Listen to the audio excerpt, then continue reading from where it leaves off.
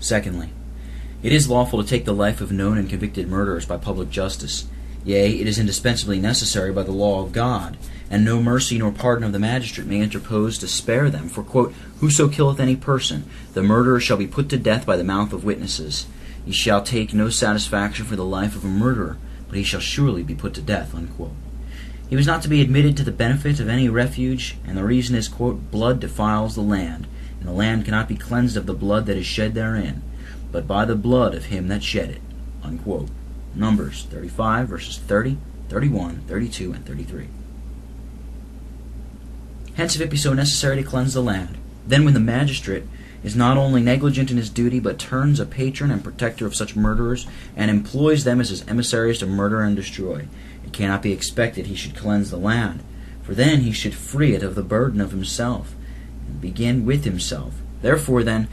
there must be more incumbent upon private persons, touched with the zeal of God, than at another time. And as Mr. Knox, in his conference with Queen Mary, says, quote, "They that in the fear of God execute judgment, where God hath commanded, offend not God, though kings do it not," unquote, and adduces the examples of Samuel killing Agag, Elias killing the prophets of Baal, and Phinehas killing Zimri and Cosby. Thirdly, it is lawful for private persons to kill their unjust assaulters in defending themselves against their violence, and that both in the immediate defense of our life against an immediate assault in the instant of the assault, and also in a remote defense of ourselves, when that is as necessary as the first, and there is no other way of escaping the destruction intended by murderers, either by flight or resistance. Then it is lawful to preserve ourselves by taking advantages to cut them off. Fourthly, it is lawful in a just war to kill the enemy, yea, in the defensive war of private subjects or a part of the commonwealth against their oppressing tyrants, as is proven in Head 5, where several of the arguments used to evince that truth will confirm this, as namely, those arguments taken from the people's power in Reformation, and those taken from the hazard of partaking of others' sin and judgment. For if all the magistrates, supreme and subordinate, turn principal patrons and patterns of all abominations, and persecutors and destroyers of the people, for not complying with them, then the people are not only under an obligation to resist them, but seeing otherwise they would be liable to their sin. In suffering them thus to trample on religion and the interests of God as well as their own, in order to turn away the wrath of God, it is incumbent upon them to vindicate religion and reform the land from these corruptions, in an endeavor to bring those malignant enemies to God and destroyers of the people to condign punishment. Quote, "Let the heads of the people be hanged up before the Lord against the sun. The fierce anger of the Lord may be turned away from the land." Unquote. Numbers 25, verse 4. In this case, as Buchanan says of a tyrant, de jure regina, quote, "A lawful war being once undertaken with such an enemy as a tyrant is, every one out of the whole multitude of mankind may assault, with all the calamities of war, a tyrant who is a public enemy, with whom all good men have a perpetual warfare." Unquote. And though the war be not always actually prosecuted in a hostile manner, yet as long as peace is not concluded and the war ceased, they that have the just side of the quarrel may take advantages in removing and taking off, not every single soldier of the contrary side, for that would contribute nothing to their prevailing in the end, but the principal instruments and promoters of the war, by whose fall the offending side would suffer great loss, and the defending would be great gainers. So Jael, killing Sisera, Jabin's captain general, is greatly commended. Now this was the case of the sufferers upon this head, as Mr. Mitchell, one of them, represents in his foresighted letter, quote, "I being," says he, "a soldier, not having laid down my arms, but still upon my own defense, having no other end or quarrel at any man, besides the prosecution of the ends of the covenant, particularly the overthrow of prelates and prelacy, and I being a declared enemy to him," that is Sharp, "on this account, and he to me in like manner, I never found myself obliged to set a sentinel at his door for his safety, but as he was always to take his advantage as it appeareth, so I of him to take any opportunity offered. Moreover, we being in no terms of capitulation, but on the contrary, I by his instigation being excluded from all grace and favor, thought it my duty to pursue him at all occasions." Unquote. Fifthly, it is lawful to kill enemies in the rescue of our brethren, when they are keeping them in bondage and reserving them for a sacrifice to the fury of tyrants, or leading them forth to the slaughter, or in the time of acting their murdering violence upon them. Then to break prisons, beat up garrisons, surprise the murderers, and kill them in the rescue of our innocent brethren is very lawful, according to that command in Proverbs 24, verses 11 and 12.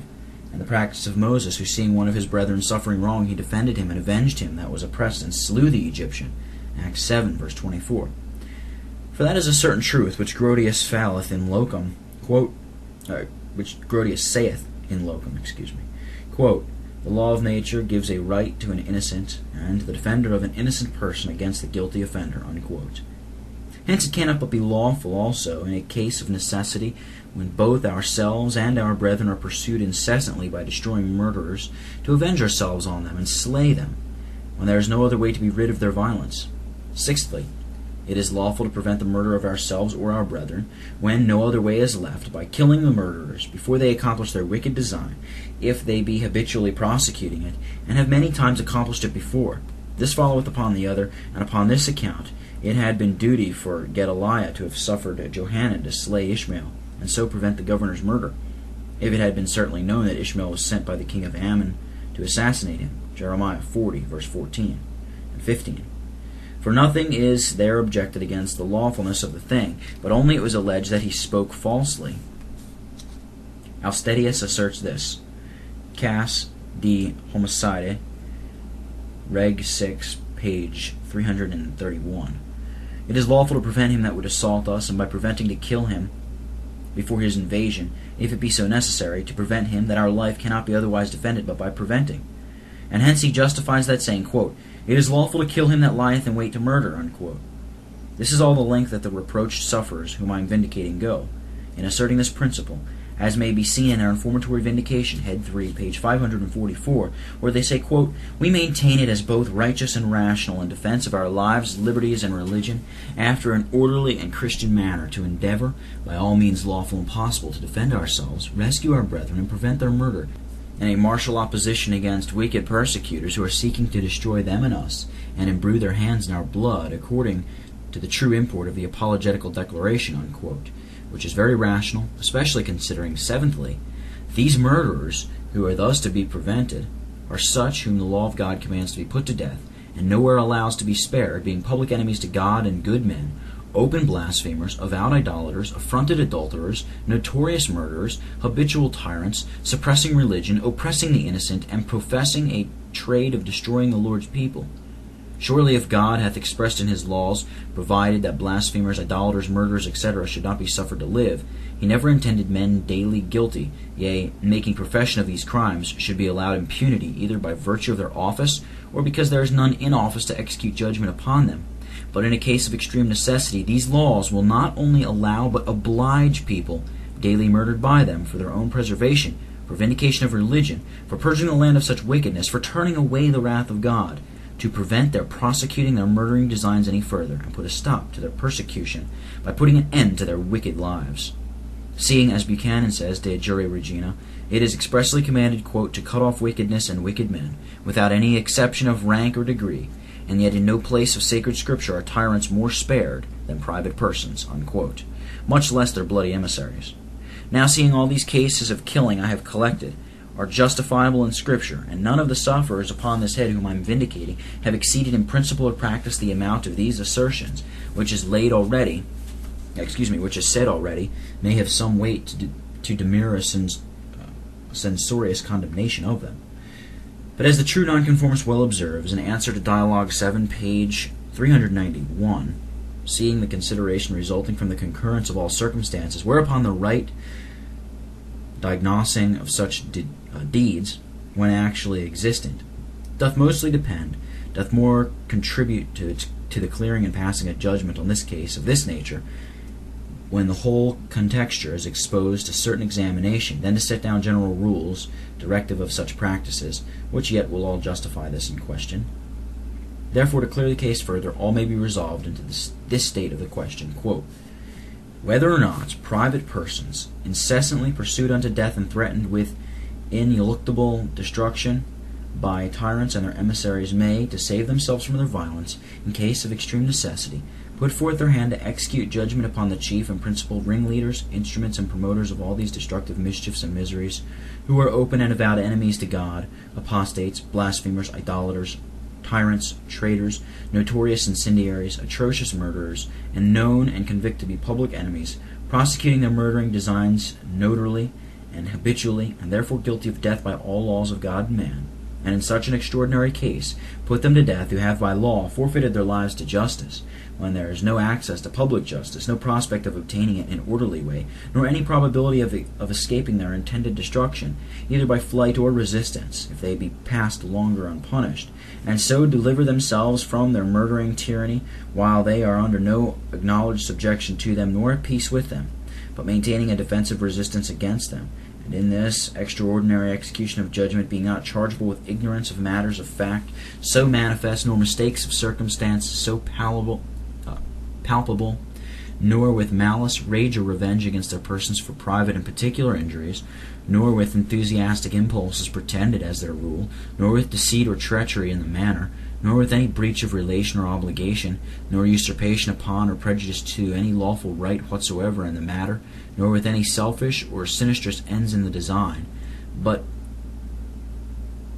proceed to perform this work of judgment, when there is none other to do it, out of the zeal for the glory of God, care for the country's good, love for their brethren, sense of their own danger, and respect to justice, to the end that by the removal of these wicked destroyers, their war against the prevailing faction of their malignant enemies may be more successfully maintained, their religion, lives, laws, and liberties more securely defended, their brethren rescued, their murder prevented, impiety suppressed, the land cleansed from blood, and the wrath of God averted." Unquote. That is the true state of the question. The preceding assertions, all comprehended here, do make it evident, to which I answer in the affirmative, and shall give my reasons. Secondly, then I shall offer some reasons for this. First, for some grounds and hypothesis for reason, then more expressly from Scripture proofs. Number 1, there may be some arguments offered from the dictates of natural reason, which I shall but only glance at. First, I permit the consideration of the practice of all nations, even such from whom patterns have been taken for government, and who have had the most polite and purest policy, and have been the severest animadverters of all extravagance and transgressors of their vocation, yet even among them for private persons to destroy and rid the commonwealth of such burdens and vile vermin so pernicious to it, was thought a virtue meriting rather commendation than a thing to be condemned. I shall not here instance the laudable practices recorded in Scripture. These may be seen in their own place. Neither do I speak of ruder nations, among whom this is a relic of reason, not of rudeness, as the Oriental Indians have a custom, whenever any person runs amuck, that is, in a revengeful fury, takes such a quantity of opium as distracts them into such a rage of mad animosity, that they fear not to assault, which is the common operation of that position there, and go through destroying whom they can find in their way. Then every man arms against him, and is ambitious of the honor of first killing him, which is very rational, for otherwise no man could be safe. And it seems to be as rational to take the same course with our mad malignant mucks, who are drunk with hellish fury, and who are running in a rage to destroy the people of God, whom they can meet with.